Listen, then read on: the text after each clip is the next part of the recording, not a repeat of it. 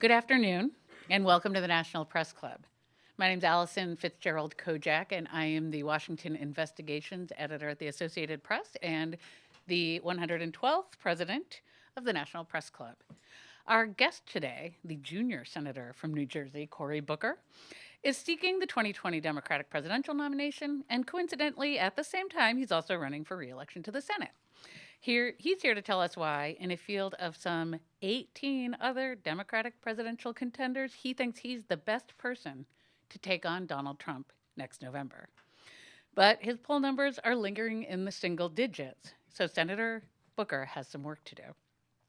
It's still anybody's game, and Booker is one of 8 candidates today who has already met or exceeded the polling and fundraising threshold needed to participate in the next month's Democratic primary debate. So we will have lots of questions for you, Senator. The floor is yours. Thank you very much. Thank you. I was telling the president she has a title that I envy. So hello, everyone, and it is truly an honor to be here at the National Press Club today. I want to really recognize the president's just tearing down the place. I want to recognize really with a great deal of reverence and sincerity the work that you all do. There's never been a period in my lifetime where I've felt more of a sense of appreciation and gratitude to people in the press. And I know a lot of the work you do doesn't make it onto TV or onto the page, but your defense of truth, your insistence on facts, and your commitment to telling the stories that need to be told is a service to our democracy. You are most certainly not the enemy of the people. You are, in fact, the defenders of what makes this great republic strong. And so basically, as a way to show my gratitude, I want to do that by critiquing you. At least 2 pieces of journalism, at least of recent, that sort of use that as a jumping off point. Yesterday, both the New York Times and the Washington Post painted a picture of the Democratic Party as being in a state of high anxiety. As Vice President Biden's campaign shows growing signs of weakness, people are fretting about the current frontrunners, trying to convince people like Senator Sherrod Brown or Secretary Clinton or Michael Bloomberg that there is something to be gained from having maybe 20, 21, or 22 people running for president instead of today's 19, or is it 18? I'm not sure. I am losing count. Look, I get that. I have a lot of concerns as well about getting Donald Trump out of office. The community I go home to every chance I get, my home, cannot take 4 more years of this president. To me, this election is about as serious as it is personal. But this is the most historically diverse field in the history of our country. I have felt such incredible pride being on a debate stage just last week, in fact, alongside an incredibly talented and diverse field, a black woman, a gay man, more women than have ever stood on a presidential debate stage at the same time. Heck, there was even a billionaire up there. Democrats do not need more candidates in this primary. We have great candidates already. What we need is the right candidate to emerge from this primary to unite our party and defeat Donald Trump. And I'm confident that I'm that candidate, and here's why. What makes Democrats successful, what makes us different than the party or the person we're trying to defeat is that we're the party that represents all the people, the full spectrum of our country. Black people, LGBTQ people, Latinx people, Native Americans, women, working people, middle class folks, people with disabilities. We are the party of the rights of the people, of equal rights, of civil rights, of workers' rights, of women's rights. We are the people of abortion access, the right to quality health care. We are the party of inclusion, about elevating all, no matter what your background, your demographic, your geography. At our best, we're the party that understands also that it's about diverse coalitions, that's the only thing that has actually made change is when we pull our diversity together and manifest the strength. We believe in those ideals embodied in those words, we the people. We are a party that has looked at our history and knows that we're at our best when we come together as a country, when we manifest the strength that comes from diversity. And in fact, in every major moment of American history, when we've done great, defiant things that have shown humanity a way into the future, it was our diversity that was our strength. When the Russians put up Sputnik, we didn't stand back as a country and say, oh my gosh, look what they did. We mobilized this whole nation and brought together bolder coalitions. It wasn't just white male astronauts that actually stepped on that moon. It was hidden figures and others that made it possible. Our diversity is our strength. And in politics, that is the only way the Democratic Party wins. We didn't win a Senate seat in Alabama or flip the House in 2018 by emulating the divisive politics of this president and the National Republican Party. We didn't elect Barack Obama twice because he ran away from those core values, but because he embodied them. Candidates who show the best of who we are as a party are the ones who build winning campaigns, broader coalitions. So those Democrats who are looking for an alternative now, I want to make the case today very directly that look no further. I can and have excited a diverse coalition of voters. I can and have united progressives and moderates. And I will not divide this party and drag others down in personal attacks for the sake of winning a short-term polling boost. We need to keep the long view in mind, not just winning a primary, but beating Trump, understanding that this is a moral moment. And what we need in this country to counter someone who every day demeans, degrades, and divides is to be the party that is up for unifying this nation, putting more indivisible into this one nation under God. And bringing this country together to move us forward is the only hope we have. It is the promise of America for more people and for a stronger coalition that can actually deal with the challenges we have at home and abroad. The Democratic Party is a diverse party, and that's our strength.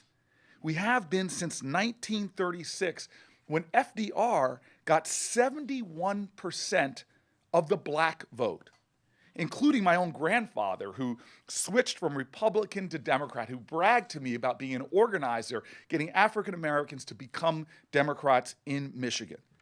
He delivered. He believed that FDR had a vision for everybody at a time when our country was in crisis.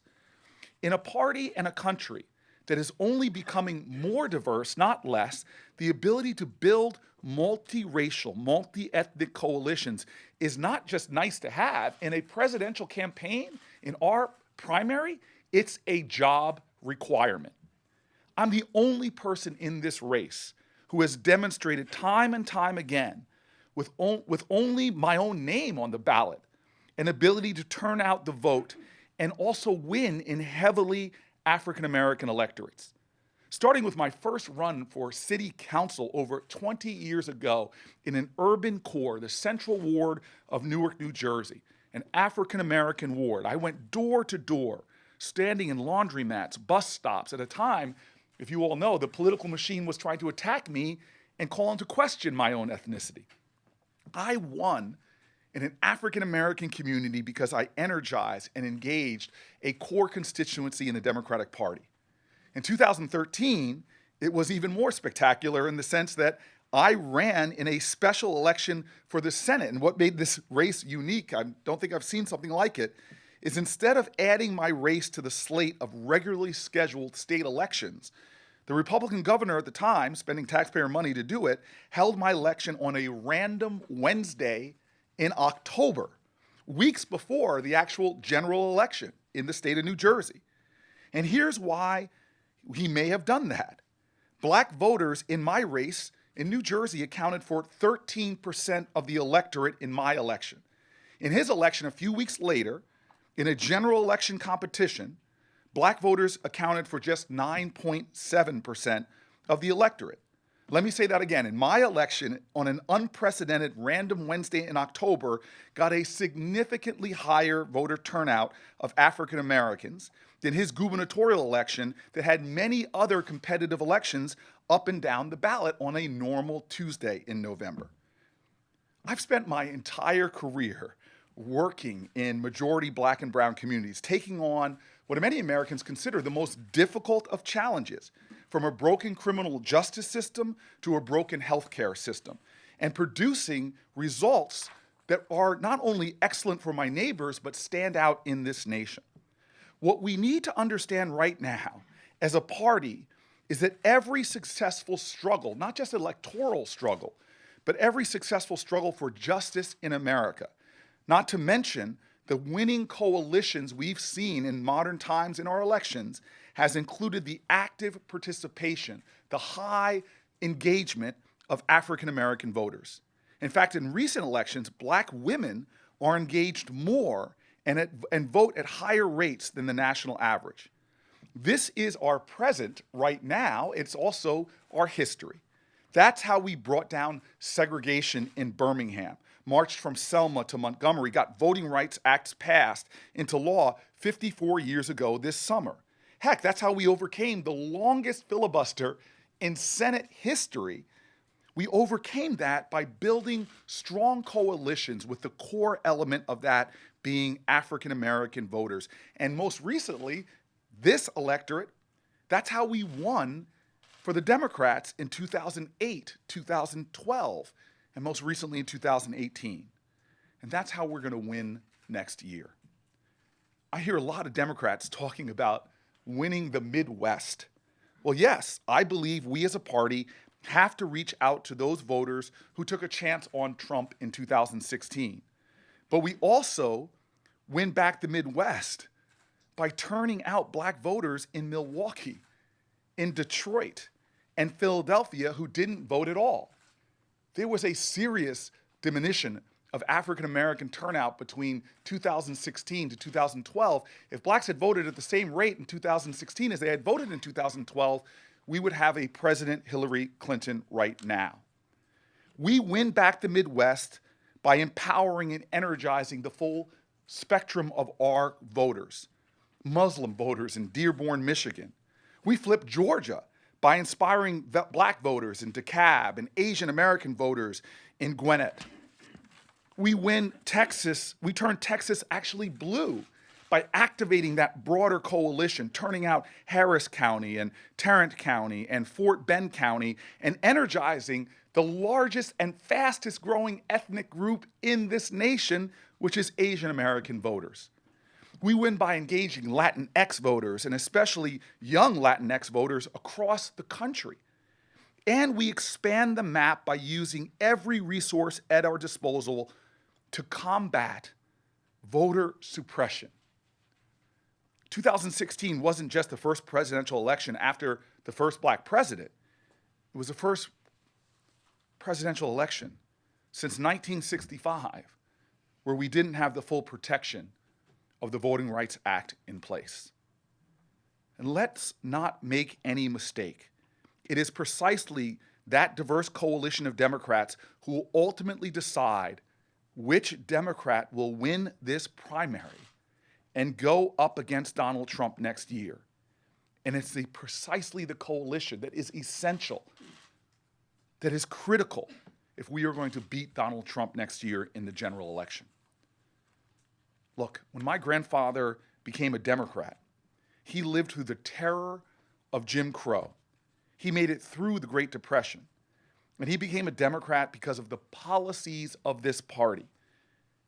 But most importantly, because of who the Democratic Party was willing to fight for. It wasn't just the plans, it was the vision, it was the spirit, it was the ideals. It was because our party was the party of inclusion. It was a party of all the people, from factory workers like my grandfather to farm workers, the party of immigrants and descendants of slaves.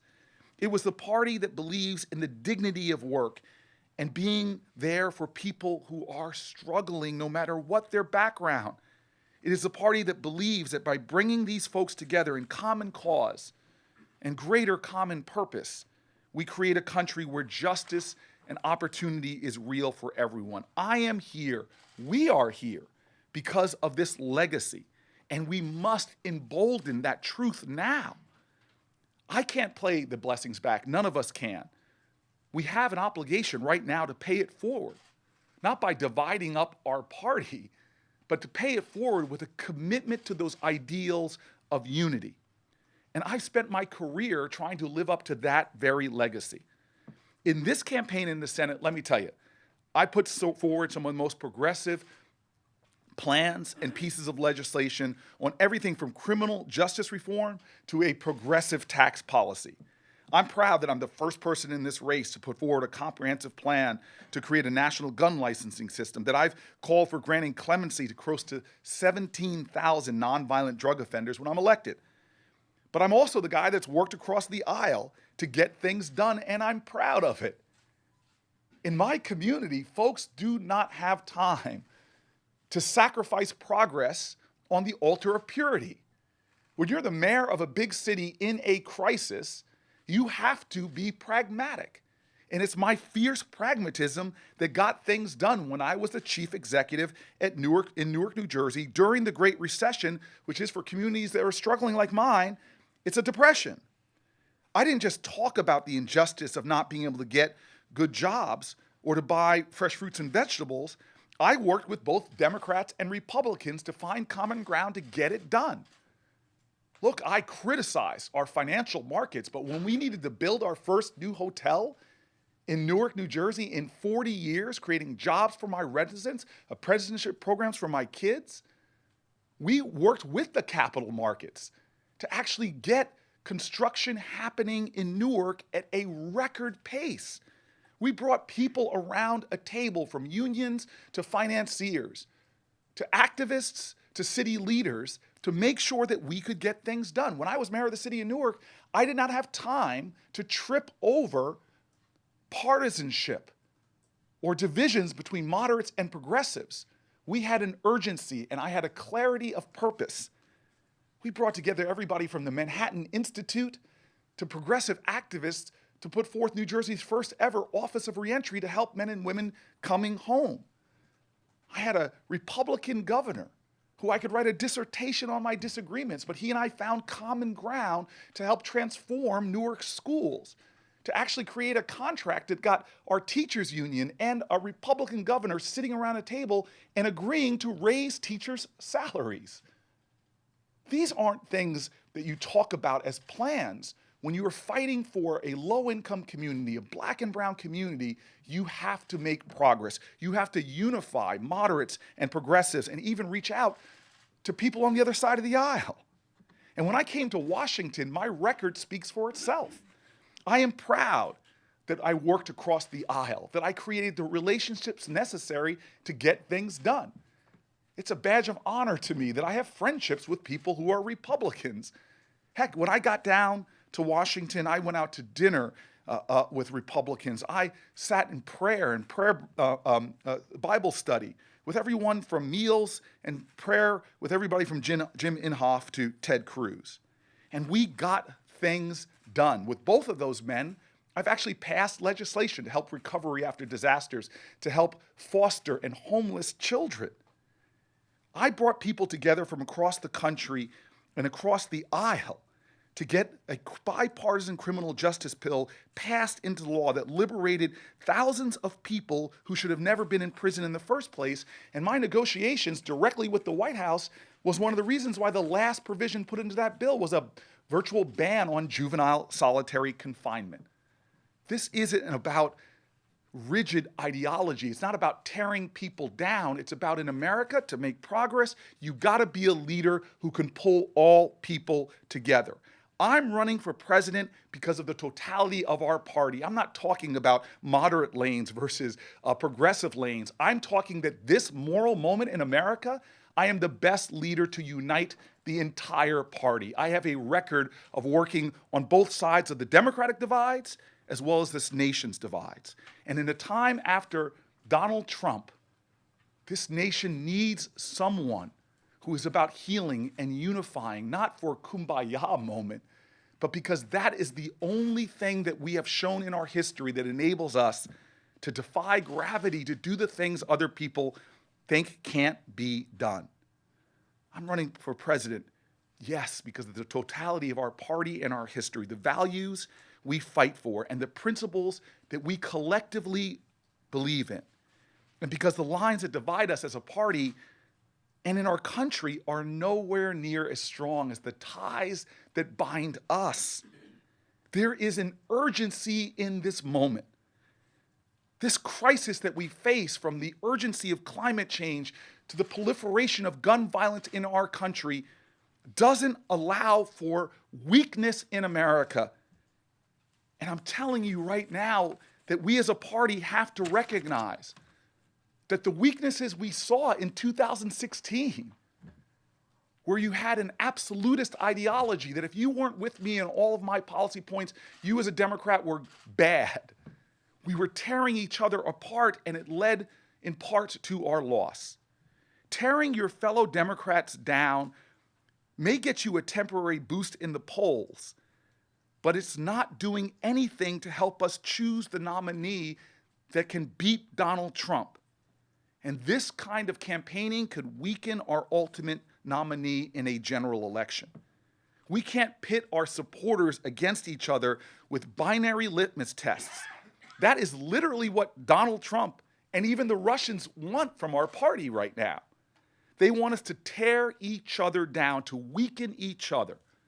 We must be able to, as a party, emerge from this primary with a nominee who can build multiracial, multi-ethnic coalitions and unite progressive voters and moderate ones with a shared purpose that reflects the moral urgency of the moment. That's what it will take to win next spring in a primary, and that's what it's going to take to beat Donald Trump in the fall. I am prepared to do that.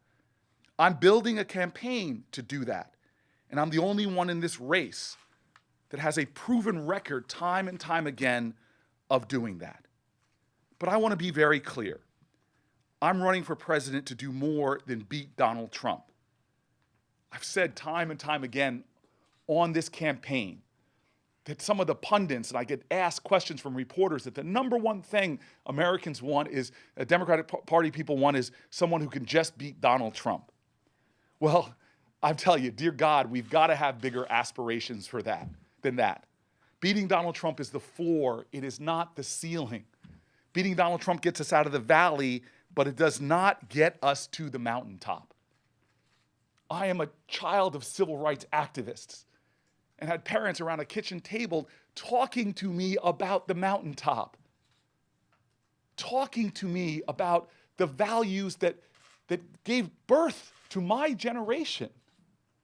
My parents told me of AfricanAmerican activists, but also of the diversity of them.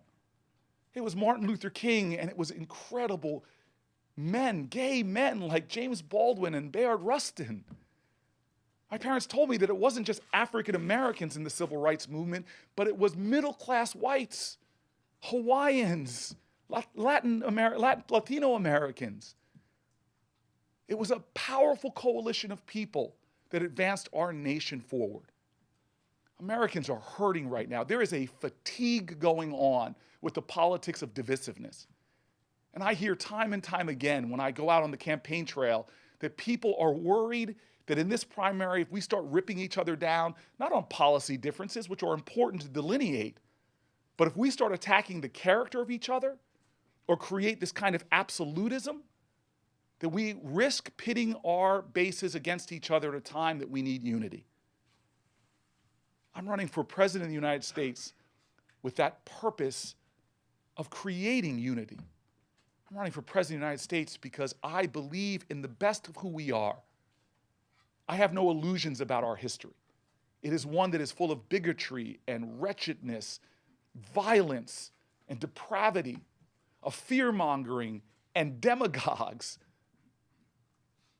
I'm a big believer that even today, knowing that some of these strains still exist, I say all the time, if America hasn't broken your heart, you don't love her enough. Our founders were imperfect geniuses, and their imperfections were written into those documents. Heck, they called Native Americans savages. Blacks were fractions of human beings. Women were second-class citizens. But where their genius was is that we broke with the course of human events to say this nation would not be founded because we all looked alike, prayed alike, had the same ethnicity. This country was founded on this belief that there are principles and virtues and ideals that are so big that when they put them on paper, they would ignite a purpose in this country that every generation would fight for a more perfect union, one that's more inclusive, one that is more powerful because of our common cause and common purpose. And they wrote those last words in the Declaration of Independence. They literally said, to make it work as this country, as if speaking to future generations, as if speaking to this moment right now in history, they literally said, hey, if we're going to do this, we must mutually pledge to each other, our lives and our fortunes and our sacred honor. I put my faith in that ideal. It is not weakness. It is strength. It is not evidenced in how cruel or mean we are or the slights or political elbowing. It's evidenced by our ability to bring the spirit of this nation together at a time that it is under assault from at home and abroad. The next president of the United States must know how to heal. They must be someone who can build bridges. They must be someone who can unite a country and to call us to the better angels of our nature. That's why I'm running for president, to honor that history and to forge a future where America doesn't tear itself apart, but one in which we rise together. Thank you. Thank you, Senator. Thank you, very welcome. Like I said, I'm going to kick it off with a couple of questions. Yesterday, Yes. the president... That was a great movie, if you haven't seen it, by the way. Oh, I have not seen it. It's a Beatles movie. You and I can sing right now, if you'd like. I know I'm carrying a microphone, but you wouldn't want me to do that. Okay. I will say something a little less fun. The president called the impeachment... Not the president of the press United club. Oh, the United States. States, okay. I thought you were about to quote yourself, which was kind of egotistic, but go ahead. That'd be terrible. Anyway, I think you know where I'm going here. I do He know where you're called going. the impeachment inquiry a lynching. Yes. And perhaps more surprisingly, your colleague, Lindsey Graham, called it a lynching in every sense. What do you say to both of those? You know, I've commented on that, but it is interesting here. I'm at the press club, and one of my frustrations in this campaign is that I often get asked about things that are outrageous, but that are for Americans, not the urgent issues that they're dealing with. And so I'm not going to waste time describing something that most Americans are disgusted by. I'm going to instead say, what's practical? You know what's practical? Is that the United States Senate voted 100-0 to break with what took generations to do to actually put forward anti-lynching legislation. This body, at a time that thousands of black people were being lynched, never was able to muster the majority of the United States Senate to get that bill done. And so we did it. Democrats and Republicans united in the cause. This historic moment where you actually have 3 elected African Americans in the Senate at the same time, Kamala Harris and her 2 bald brothers, actually led the passage of anti-lynching legislation. It was a historic moment. And now maybe we should use this moment, instead of talking about him, but talking about us. The House of Representatives should pass that legislation and send it to the president's desk to get him to sign it. That would be a powerful moment in American history, and we should all join together in that cause. Okay. Separately, when you were talking about your campaign, you said you're not running for poll numbers, you're not running for individual primaries, but you do need to win some primaries. So what is your plan? What's your plan for that? Well, first of all, I know that there's a lot of obsession with poll numbers right now, but they have not been predictive ever in the Democratic Party, ever in predicting who would go on to be president. In fact, nobody in the Democratic Party in my lifetime and yours has ever gone on to the presidency when they were polling ahead this far out. In fact, the people that usually win are the ones that are polling behind this far out. In fact, the only people who have won. Jimmy Carter, I think, was in the low single digits, as was Bill Clinton around this time. This incredible man who inspires me for most part because he married up. He married this incredible woman named Michelle. And he was behind Hillary Clinton somewhere between 10 and 20 points at this point, and behind her in African-American votes. What distinguishes you at this point, as a person before I jumped in this race, talked to people from every campaign I could find. I even went out and met with Jimmy Carter in Plains, Georgia, is everyone, maybe the consensus of opinions was, hey, make sure you're organizing on the ground in Iowa and New Hampshire. And so if you want to talk about the local press, who they say has the best organization on the ground in Iowa in particular, from the Des Moines Register, the Iowa starting line, they've written stories about me and Elizabeth Warren having the best teams on the ground. And on top of that, it's me and Elizabeth Warren that lead all the other candidates in endorsements from those people you really want in a caucus room. City council person, the mayors, state legislators. And so I'm really proud that we've got a campaign that is showing the metrics of a winning campaign in a party that John Kerry was polling at 4% goes on to win. But I will say this, the big challenge for us in this next 100 days going into Iowa is going to be fundraising. Because the polls tend to judge people, because you all talk about them so much, tend to give people this false sense of who is the most viable candidate, and the money often follows the polls. I've tried to lay out a case today that we have the best chance of winning the nomination based upon the theme that people want. And I've seen the polls, 70, 80% in Iowa want someone who can unify the party, who can heal, who can bring this country together. And so on the very theme of my campaign, if people want that voice, which I'm confident is the loudest voice and the most effective voice on those issues, then we're going to need to get a lot more fundraising support, because now those people who are raising more than us are trying to hire up at rates that we can't match right now. And that's why one important measure that I'm going to be focused on is trying to get as many people as possible to go to corybooker.com and make a contribution. And I know that you're in the media. You could visit my website. If you stumble and fall and drop a few dollars, I won't be upset about you. It won't undermine your independence and credibility. I'm going to take some questions out here in the audience. How can you see Again, the wait right for now? the blinding You light. can't see. I can't. If you come over here, you I can. can see that. That's the secret there. Is this what you guys try to do to candidates? You try to blind, or is it just a homage towards Jersey and Bruce Springsteen, "Blinded by the Light"? You got to know the 1970s to know that song. Hi, Senator Rebecca Buck from CNN. I'm so happy, Rebecca, you identified yourself, because I can barely see you. For everyone in this room. Yes. You mentioned growing signs of weakness, with Vice President Joe Biden's campaign. Can you explain what you mean? Yeah, by that? I read CNN and watch your network all the time, and that's what you guys are telling me. Look, I think that the vice president certainly is not achieving the way that I know his campaign would probably want, where he is dominating the field. Already he's sliding in the polls from the time he jumped in, as well as not fundraising, which is critical, as I just pointed out, in the ways that a lot of his colleagues are. I'm getting calls from people who are Biden supporters who now want to hedge their bet and support somebody that they think can actually win. And again, what I often hear is people know that if I'm in the top 2 or 3 going into the South, that we have a tremendous pathway that widens for us, because nobody, except for when Jesse Jackson ran, has ever won the Democratic nomination without that critical electorate in African Americans, who are the majority of the electorate, or somewhere between 40 and 60+% between Maryland and Mississippi in so many states. So I think slowly people are beginning to see that we're a good bet to go on and win the nomination.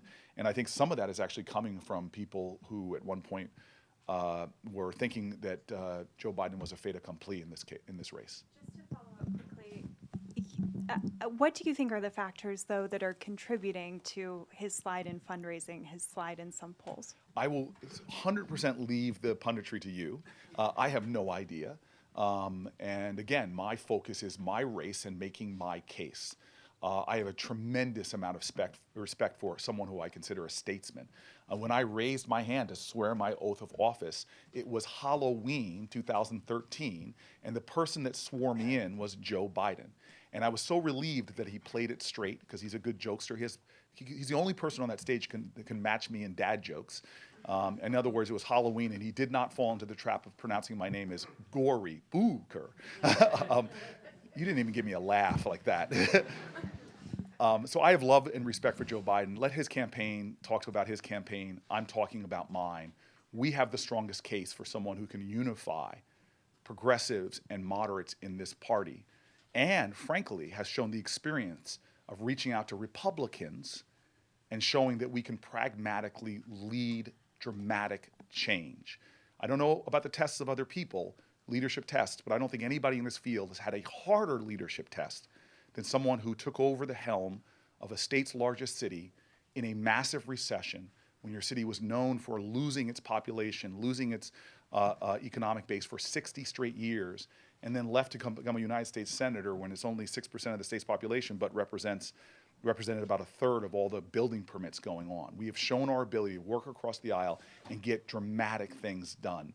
And that record, I'm hoping, as more people take a look at it, both my record of leadership, my ability to work across the aisle, and my pathway to victory in a campaign that necessitates broad-based multiracial coalitions, that I can win this primary and have a better chance of beating Donald Trump because I will energize and ignite key aspects of our demographic that are necessary to win the presidency. Jonathan Salant, New Jersey, Advanced Media. Where'd you say you're from, sir? New Jersey, Advanced Media. The Garden State, sir? Okay. You know, Blinded by the Light is the only #1 Springsteen song ever, and he did not sing it. I actually am happy. This is one of the greatest moments I've ever had in a press conference, that we are actually talking Springsteen Trivia. So I appreciate that. Everybody else, please pay attention to the wise, brilliant, and handsome man that's about to ask me a question. You sponsored the Marijuana Justice Act. Kamala Harris is the chief sponsor of Jerry Nadler's bill in the Senate to also decriminalize marijuana. Only one of the leading candidates, does not support decriminalization of marijuana. In fact, he wants to make marijuana a Schedule II drug rather than a Schedule I. That's Joe Biden. Normal says any marijuana advocate should pick a different candidate other than Biden. What's your reaction to his position on marijuana and the fact that he doesn't support pure legalization? So this is what I mean when I say distinctions are important. And this is a dramatic distinction that is important. There were more marijuana arrests in 2017 than there were violent crime arrests. We literally have people in jails in America right now for doing things that 2 of the last 3 presidents admitted to doing. And the thing that makes this such a sense of urgency for me, and why I'm one of the first senators in our history that calling for the legalization of marijuana, and why I put forward the most comprehensive bill in the Senate to do that, is because it is profoundly racially biased. You're destroying communities with marijuana incarceration. I went to Stanford University. My college hates when I point this out, but there's a whole lot of pot smoked there. And nobody worried about stop and frisks or being caught. There are a whole lot of drug dealers on college campuses that sell pot to their friends. And nobody worries because we have differences in marijuana enforcement. It is disproportionately being done to African Americans and African American communities. There's no difference in America between blacks and whites for using marijuana or even selling it, but blacks are almost 4 times more likely to be arrested for those things. This is astonishing. So this war on pot has not been a war on pot. It's been a war on black people and brown people and low-income people. This is not about legalization of marijuana. That's too simplistic. This is about restorative justice. It's about equal justice under the law. And so, look, I think that if you are somebody this is a key issue for you, you should be lining up behind the person that's been fighting on this issue and leading on this issue. And I say this on the stump all the time.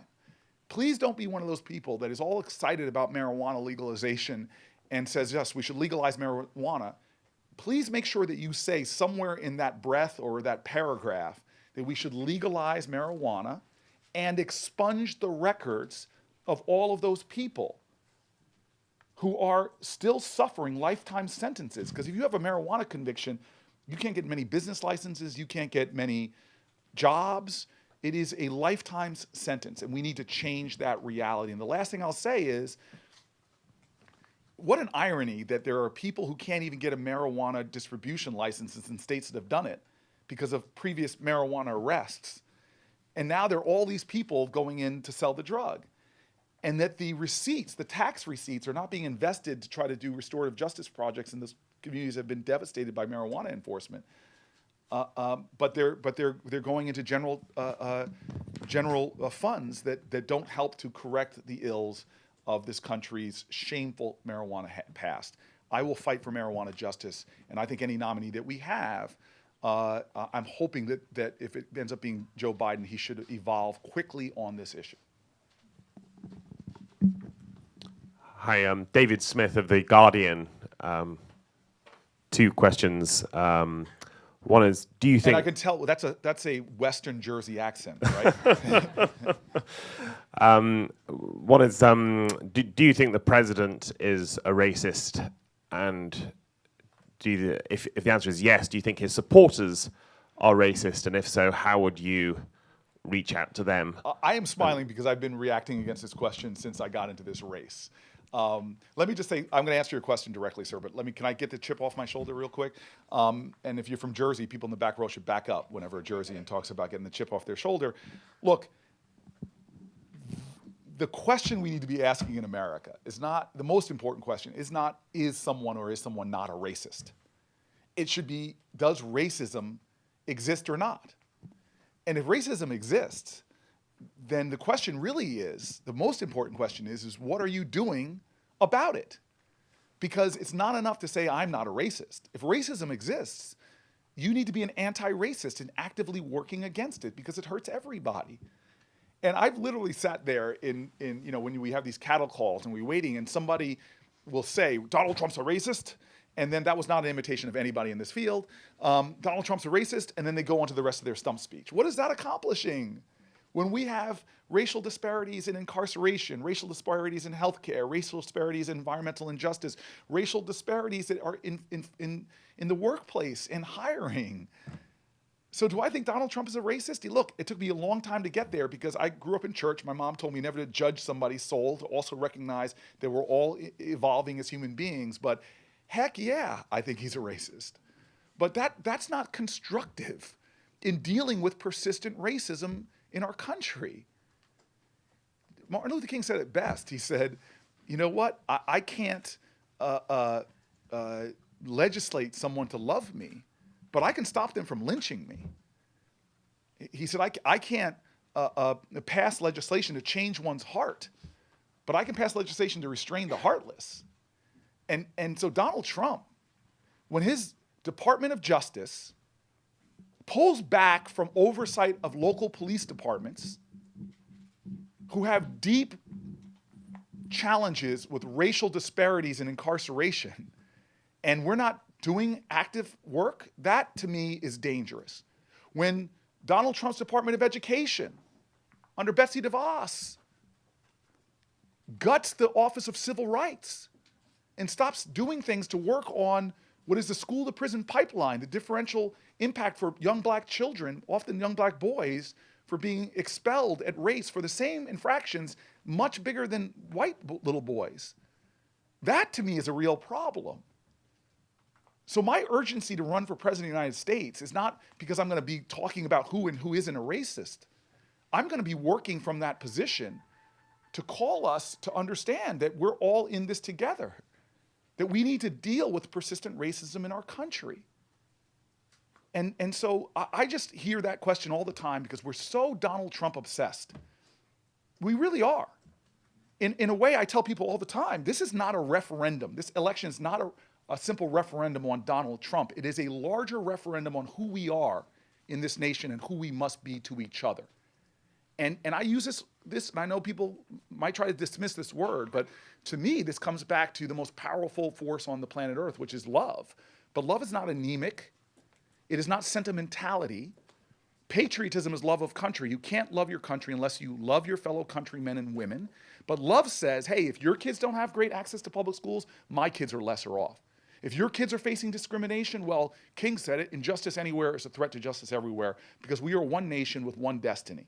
And we have to work against sexism and racism and homophobia. All of these things should be the urgency, not identifying specifically or simply a guy in the White House who tells us who he is every single time, or so many times he opens his mouth and talks about everything from, excuse my language, shithole countries, to his ability, seems to criticize minority women in a way that he would never talk about white men.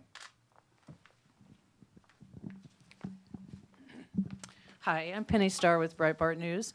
Back to the lynching What for is 1 this, second. this Bart that is bright? I It's don't a think I've name. ever It's heard named, of it. It's named after a person, Andrew Breitbart. Is there? Oh, really? I didn't Yeah, know that. okay. And who was Andrew? He was probably the pioneer of citizen journalism. Oh, that's fantastic. Yeah, And are so- you a citizen journalist, or do you get paid for your job? I'm a journalist. You're a journalist. Yes. Okay. Real quickly, back to the lynching question. Since Trump tweeted and there's been a lot of outrage expressed, there's also been a lot of reporting on Democrats have used that term over and over when Bill Clinton was being impeached and other times. Can you comment on that, please? Yeah, I don't know if you know this, but there have been a lot of Democratic racists in the past. I'm not talking about people that have used that word in recent history. I'm going back to George Wallace and the like. And if every time we call out Donald Trump for behavior and the first response is, look at the Democrat, that's not going to solve the problem. He is the President of the United States of America. Words matter. And excusing him because some Democrat used the same word, we weren't taught those morals on the playground, for crying out loud. Leadership is about accepting responsibility for your actions. And he uses language that divides, demeans, and degrades on a regular basis. Have Democrats used language that have divided, demeaned, and degrade? Yeah. But he is the President of the United States. And so do I have a level of accountability for him? Absolutely. And at a time that people are trying to score political points by dividing us along racial lines, at a time that I have journalists come up to me and tell me about their spouse. This one journalist said to me that their spouse was crying the other day because they're afraid to speak Spanish in public. At a time that a president can't condemn white supremacists, or even say at a time that the majority of our terrorist attacks since 9/11 have been right-wing terrorist attacks, the majority of them white supremacist attacks, and our president isn't even willing to recognize that as a problem? You know, it should hurt every American, Democrat or Republican, that we're tearing each other apart, tearing each other down. This president is complicit. This president is responsible. This president is adding to a climate that's not only dangerous and creating less safety in our country, but he is inciting division and hate. So don't point out to me as an excuse for his behavior other Democrats.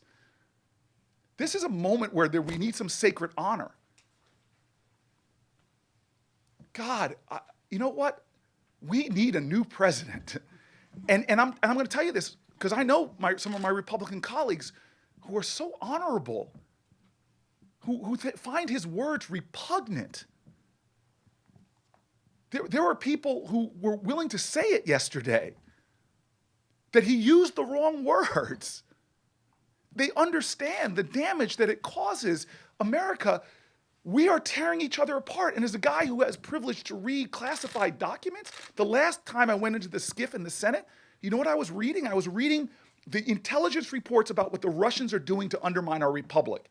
And God, I wish I could have ripped a couple pages out and brought them into the public, because one of their strategies I saw in detail is to make us hate each other, is to pour gasoline on the lines that divide us and hope they tear us apart. I hear echoes of Khrushchev, who said that this country will not take us down tank for tank or battleship for battleship. His theory was that America would crumble from within. And we have a president right now who is making those words more real and scary than they've ever been in my lifetime. Republicans and Democrats, we know better than this. And we can't allow it or excuse it, or else we are complicit in that as well. I have a question here from Politico. It says, you've been criticized in New Jersey by some progressives over your tepid response to issues surrounding the detention of undocumented immigrants.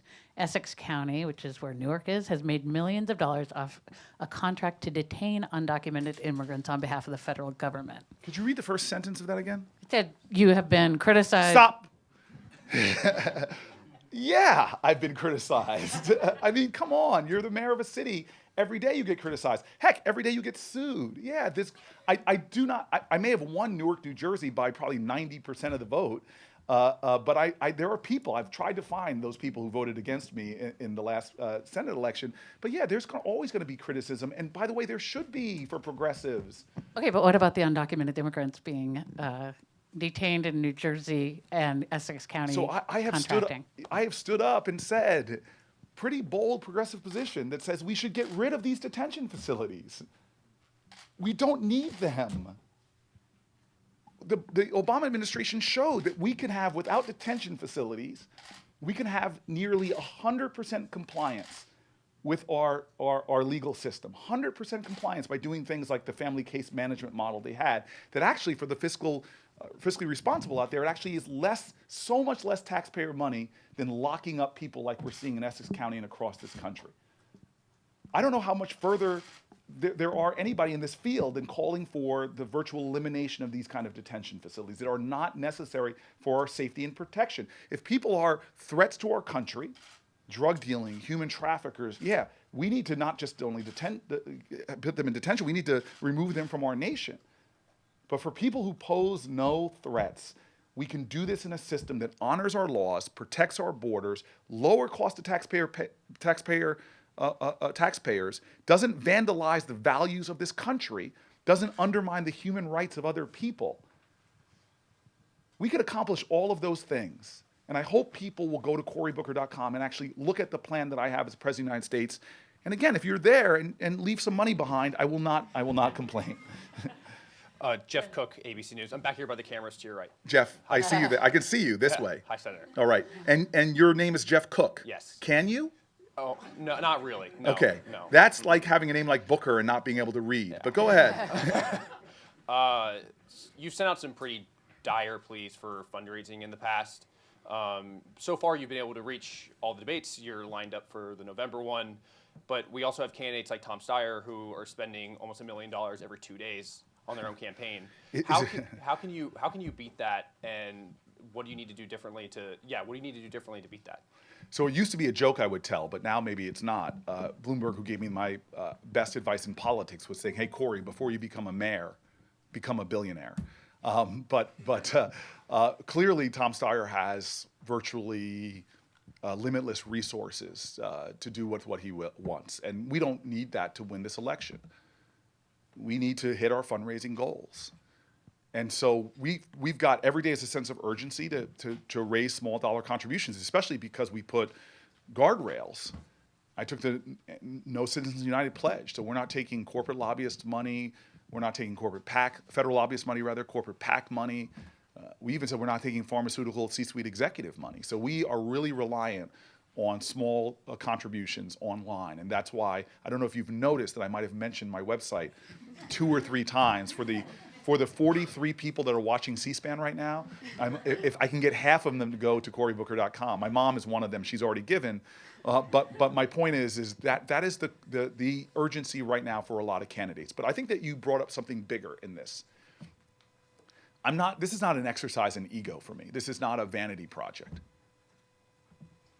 I'm running because of a theme. I've got compliments from reporters that say, you're one of the people in the race from the second you announced your candidacy. We know why you're running. In fact, this is the theme of my life. The book that I wrote, its title is United. My staff, to make a point to me once, pulled clips from me going back to the early 2000s, 90s, talking about this same theme, about the need in our country. If we're going to mobilize to do big things, we must have leaders that can unite this party. If my campaign can't win, I'm not just in this to stick around. I'm in this to win the election. And if there's no pathway for me to win, I shouldn't be in this race. And for the next 100 days, we have an incredible opportunity before us because, as I said, from Iowa and New Hampshire, where we're one of the top 2 candidates leading in endorsements from the organizations we've put on the ground, we're doing a lot of the things that are necessary to win. But we've got to hire up to compete. I don't need to go on TV every 5 minutes or so. I seem to turn on and see others on the campaign stage on TV. No, we need to organize because in these first 2 states, this is the wonderful thing. I confess this. I used to be one of these people in a state like New Jersey that would criticize, why do these 2 states get to go first? First caucus, first primary. And now that I'm actually in it, I think there's some wisdom to that because if the California and New York had the first primaries, it would be so reliant on TV and advertising and who had the biggest war chests. These are 2 states that necessitate something that's always been a strength to me, which is retail politics. That you can win by shaking hands, showing up, doing town halls. This is why people who've been polling less with less money have gone on to win in those states. So this is my opportunity.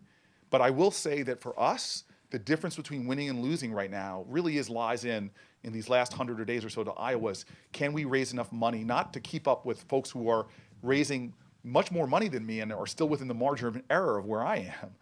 We just need to make sure that we can run our plan to win this election, and that's why I continue to make appeals to folks to help out. Okay, Do you think his elevation is a reflection of his message or his money? I again will leave that, as I said to my friend in the front row, who now that I do this, I can see he's wearing a wonderful blue outfit that you should take some notes on, because you'd look, sir, questionable. I think as I said to her that I'm not the pundit in this. You guys are. You make those decisions. I'm trying to focus on my race, my message every single day, letting people know what I stand for. Okay, we have time for 1 or 2 more right in the back. Hi, I'm Ellie from CBS. Okay. You see me? Can you tell Gail I said hello? I will. Okay. Yes. I have a quick question. How would an impeachment trial in the Senate affect your retail politics in Iowa and New Hampshire if it stretches into January? I don't know, and this is going to be very strong words. I don't care. I swore an oath as a United States Senator to uphold and defend the Constitution, not only do it if there's not a presidential election going on. And so for me, I think this president who swore a similar oath has violated his oath. And I only have one choice, is to do my job, and politics be damned. Because at times, all of us, including the press, have to take a step back and look at this republic in the longer stretch of history. 20 years from now, some other president will be there, and they will be taking cues from what we did to check the president today, who is violating their oath, in my opinion, who is doing things. Did they get away with it just because they had a Republican Senate or a Senate of the same party? Or did people fight every day to hold them accountable? I think that our whole democracy is based upon this ideal of separations of powers and co-equal branches of government.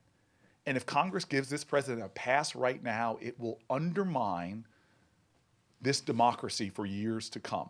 And I can't allow that to happen, no matter what it means for my own election or for the Democratic Party's prospects in the future. This is a time that patriotism should be paramount, not partisanship or politics. And we have 1 more in the back. Hello, Senator. This is Andres with Fox News. I have never heard of you all. Who is Fox News? Huh? Well, my question is, sir. I can't even get a pity laugh out of that one. All right, go ahead. Yes, You were yesterday. very uncharitable, sir. Sorry. Unlike your network towards me, but go ahead. Tulsi Gabbard, yesterday, she said she criticized the House impeachment inquiry for lacking transparency. And about a dozen or so Republicans held a press conference outside the House SCIF having that same argument. Is there any validity to that? And they also barged into the SCIF. Is that appropriate? Sir, I have no commentary for you on the comments of other candidates in the race in instances like this. I will talk about my feelings. I understand why the House of Representatives is making the decisions they need to. This is not a grand jury, but grand juries are in secret for very specific reasons, and I think the House has very specific reasons for not holding these outside. I have every confidence that the testimony and more will be coming out in the public in time, because in order for this process to be done in a way that I think builds consensus and builds, and frankly, in a way that doesn't tear our country apart, is to getting as much truth out there for the American public. And I know the commitment that Speaker Pelosi has to that, as do, I think, all Democrats and Republicans, it seems from their rhetoric, share in this belief that this should be a moment in American history where the American people have as much information as is possible and appropriate in the timing that is appropriate. So I'm grateful that so far, despite a lot of talk, that Speaker Pelosi is governing the way through this process. It may not be to the happiness of people on all sides of the aisle, but she's governing this the best way she can possible in difficult times, and I think she's doing it in a good way with the intention in every single way to try to build more consensus in this moment in American history, as opposed to having more partisanship or more people ripping at it. So, as usual, we have far more questions than time. Good, because I am out of bad jokes. All right. But before I let you go, I want to first remind everybody that tomorrow afternoon at 2, we will have another contender for the Democratic nomination, Marianne Williamson, here. You might want to come here. So please come out and listen to what she has to say. And second, the very exclusive National Press Club mug. Wow. Can you just say for the record that this does not violate any Senate This rules? does not violate any Senate ethics rules. Good. It is not worth more than $20. Okay. $20 mug. This is pretty good. Thank you Thank you very for much. being here. Thank you, Madam President. Thank you, everyone. Thank you very much.